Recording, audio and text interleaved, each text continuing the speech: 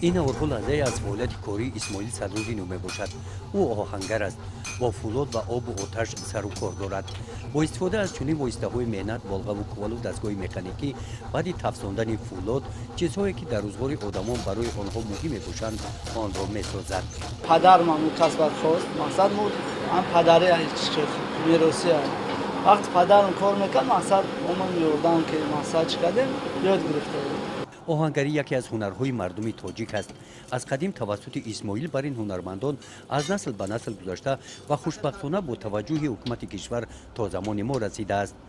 در این سمت اسماعیل پدرش را استاد می‌شمارد، زیرا نزد او شاگرد ایستاده نازکی‌های این هنر را آموخته است. 4 سال باز استاد است و کسب پدر را با جرأتانه پیش میبرد. تا کوزش در کوریا در کورش دیگه در کورا میشه مقصد شگونه خودش سرو میکنه. آتش استخوانه اسماعیل آخرهای ماه ینور علنگش بلند است. در پیش عید سده آمادگی به موسم کشتکاری بهاری قسم زیادی مزاجان اسماعیل مکانیزاتوران میباشند. در استخوانه اسماعیل همه نمود قسم‌های احتیاطی تراکتور و ماشین‌آلات‌های آن را هم تعمیر و هم نو میسازد.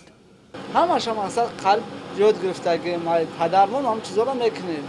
اسم کدام نموده شد؟ چی شد؟ اینا مقصد کلتواتر میگن. مقصد خلق مایدک نگ میگن. با تو چیش میگن. مقصد هم چیزایی که هست هم چیزا را اما را مقصد ساز میکنیم میبرنش.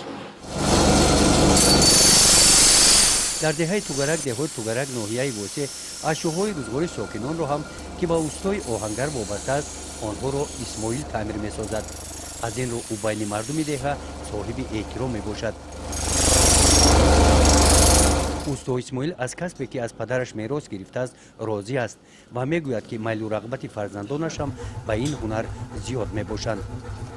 گزارش خواجه نظریف خدای نظر ظهوروف از ناحیه واسه برای برنامه اطلاعاتی نوید.